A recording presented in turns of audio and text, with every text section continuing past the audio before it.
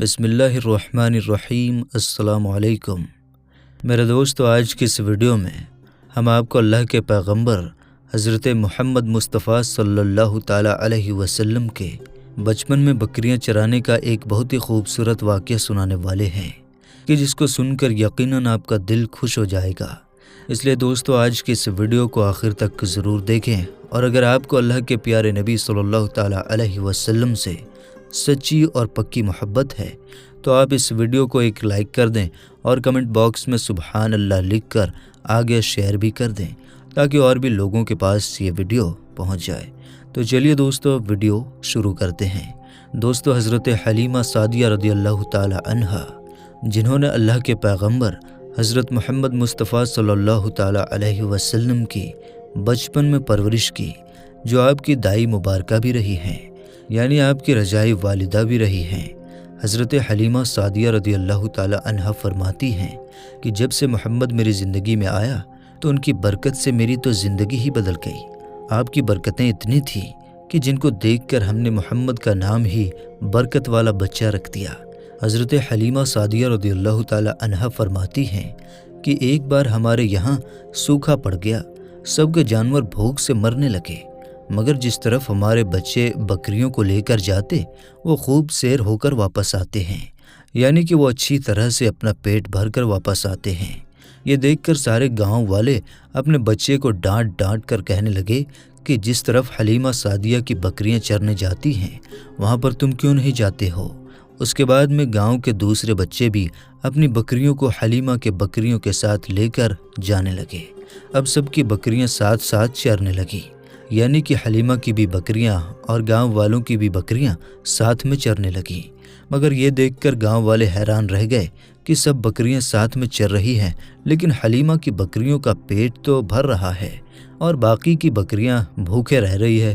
یہ دیکھ کر حلیمہ سعدیہ کہتی ہیں کہ یہ سب برکت اس آمنہ کے لال کی ہے، یہ ساری برکت اس محمد کی ہے۔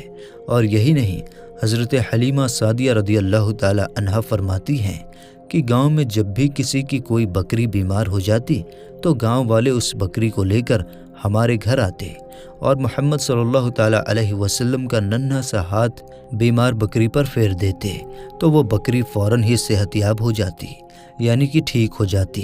اور یہی نہیں، اگر گاؤں میں کوئی بچہ بھی بیمار ہو جاتا تو اس بیمار بچے پر محمد صلی اللہ تعالیٰ علیہ وسلم کا ہاتھ پھیر دیتے تو وہ بالکل ٹھیک ہو جاتا۔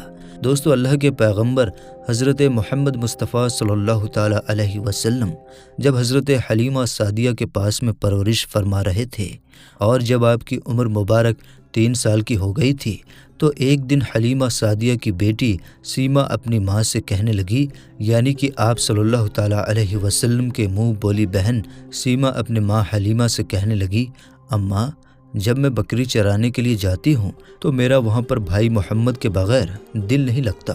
اماں، ایک کام کرو، جب میں بکریاں چرانے کے لیے جاؤں تو بھائی محمد کو بھی میرے ساتھ میں بھیج دیا کرو۔ تو یہ سن کر حضرت حلیمہ سعدیہ رضی اللہ تعالی عنہا کہنے لگی، نہیں بیٹی، ابھی محمد بہت چھوٹا ہے، ابھی یہ بہت نرم اور نازک ہے، کہیں اس کو دھوپ لگ گئی تو دیکھو کتنا حسین مبارک چہرہ ہے، میں اس کو تکلیف نہیں دے سکتی، یہ تو میرا شہزادہ ہے، میں اس کو تکلیف نہیں پہنچا سکتی ہوں۔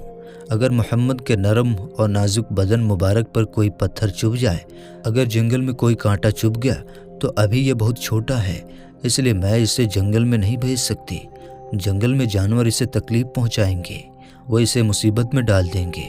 یہ سن کر حضرت حلیمہ سعدیہ کی بیٹی سیما کہنے لگی، اماں، تم دھوپ کی بات کرتی ہو، جب میں کبھی بھائی محمد کے ساتھ میں باہر جاتی ہوں تو آسمان سے بادل آ کر ہم پر سایہ کرتے ہیں، اور امی جان، تم جنگل کے جانوروں کی بات کرتی ہو، تو سنو، جنگل کے جانور تو بھائی محمد کے منہ کو چومتے ہیں، جانور تو اس کے آگے سر جھکا کر سلام پیش کرتے ہیں۔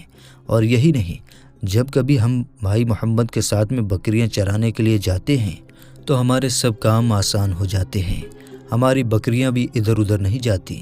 جب بیٹی سیما بار بار اصرار کرنے لگی تو حضرت حلیمہ نے اجازت دے دی۔ اس کے بعد دوسرے روز اللہ کے پیغمبر حضرت محمد صلی اللہ تعالیٰ علیہ وسلم اپنے منہ بولی بہن سیما کے ساتھ میں جنگل کی طرف بکریاں چرانے کے لیے چلے گئے۔ आसमान से बादल का एक टुकड़ा आपके ऊपर साया किए हुए है। फिर इसी तरह से 4-5 दिन आप सल्लल्लाहु ताला अलैहि वसल्लम अपनी मुंह बोली बहन सीमा के साथ में जंगल की तरफ बकरियां चराने के लिए जाते रहे। एक दिन हज़रत हलीमा सादिया रदियल्लाहु ताला अन्हा ने आपको रोक दिया और कहने लगी, बेटा मोहम्मद, आज के बाद तुम बकरियां चराने के लिए नहीं जाओगे, क्योंकि अब मैं तुम्हें और तकलीफ़ नहीं दे सकती हूँ। बेटा, मुझे तुमसे बहुत मोहब्बत है। मुझे एक तो तुम्हारी ये दूरी बर्दाश्त नहीं होती और दूसरे तुम मेरे पास बड़ी अजीम अमानत हो, इसलिए आज से तुम बकरियां चराने के लिए नहीं जाओगे, तुम अब घर में ही रहोगे। इस तरह से हज़रत हलीमा सादिया ने पैगंबर हज़रत मोहम्मद मुस्तफ़ा सल्लल्लाहु ताला अलैहि वसल्लम को बकरियां चराने से रोक दिया।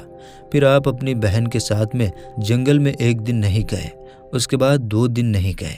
इस तरह से आप 3 दिन तक बकरियां चराने के लिए जंगल में नहीं गए। तो तीसरे दिन हज़रत हलीमा सादिया रदियल्लाहु ताला अन्हा ने देखा कि उनका बेटा रोता हुआ घर आया, और ये देखकर दाई हलीमा ने पूछा, बेटा क्या हुआ, क्यों रो रहे हो? तो बेटा कहने लगा, अम्मा, हमारी एक बकरी को जंगल में एक शेर उठाकर ले गया है।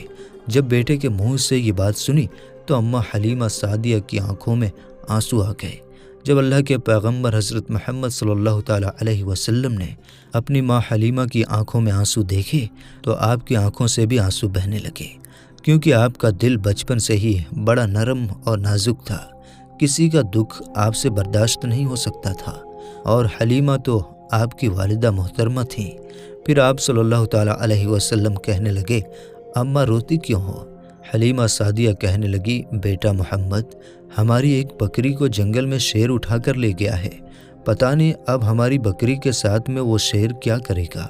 तो ये सुनकर अल्लाह के रसूल सल्लल्लाहु ताला अलैहि वसल्लम फरमाने लगे, ऐ अम्मा, आप रोना बंद करो, हम हमारी बकरी को अभी वापस लेकर आते हैं। ये सुनकर अम्मा हलीमा कहने लगी, ना बेटा, आप जंगल में मत जाना, शेर बहुत ख़तरनाक होता है, वो कहीं पर आपको नुकसान न पहुंचा दे। इस तरह से दाई हलीमा मना करती रहीं, लेकिन आप सल्लल्लाहु ताला अलैहि वसल्लम नहीं माने और कहने लगे, नहीं अम्मा, हम अभी हमारी बकरी को वापस लेकर आते हैं। उसके बाद अल्लाह के पैगंबर हज़रत मोहम्मद मुस्तफ़ा सल्लल्लाहु ताला अलैहि वसल्लम बकरी की तलाश में जंगल में पहुंच गए, और आपने ज़ोर से एक आवाज़ लगाई कि ऐ जंगल के शेरों, मेरी अम्मा हलीमा की बकरी वापस कर दो। बस आप सल्लल्लाहु ताला अलैहि वसल्लम को इतना फरमाना था कि जंगल के सारे शेर बकरी को साथ लिए दौड़ते हुए आए और आपके कदमों में झुककर कहने लगे, अस्सलातु वस्सलामु अलैका या रसूल अल्लाह। इतना कहकर वो शेर आपके कदमों में बैठ गए और निहायत ही अदब के साथ में कहने लगे, ऐ अल्लाह के नबी, आप पर हमारी जान कुर्बान। इतना सुनकर आप सल्लल्लाहु ताला अलैहि वसल्लम ने फरमाया, ऐ शेरों, क्या आपको मालूम नहीं था कि ये बकरी हमारी अम्मा हलीमा की है? बताओ, तुमने हमारी अम्मा को तकलीफ़ क्यों दे दिया? आपको मालूम है अभी वो रो रही है, आपने क्यों हमारी अम्मा की बकरी को उठा लाया? तो शेर कहने लगे कि ऐ अल्लाह के रसूल, आप बकरियां चराने के लिए कुछ दिन तो जंगल में आए। उस वक्त हम छुप छुप कर आपके हुस्न का दीदार करते रहे और देखते थे कि इस कायनात को बनाने वाले ने अपना महबूब कैसा बनाया है। ऐ अल्लाह के रसूल, उसके बाद आपने जंगल में आना ही बंद कर दिया। 3 दिन गुजर गए, आप जंगल में तशरीफ़ नहीं लाए।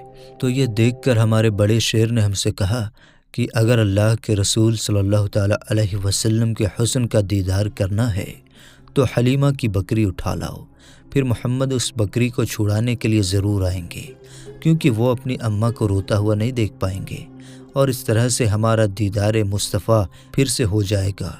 फिर वो शेर कहने लगे, ऐ अल्लाह के रसूल, आप पर हमारी जान कुर्बान। बहाना तो इस बकरी का था, दरअसल हमारा मकसद तो सिर्फ़ आपका दीदार करना था, इसलिए हमने आपकी अम्मा की इस बकरी को निशाना बनाया।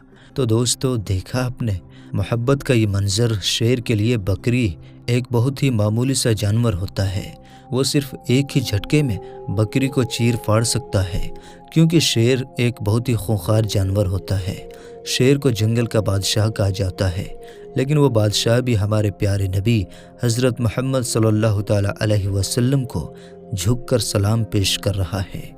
वो भी बकरी को खाना छोड़कर सिर्फ आपका दीदार करना चाह रहा है।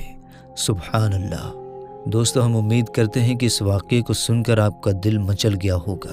دوستو ثواب کی نیت سے ویڈیو ضرور شیئر کیجیے گا۔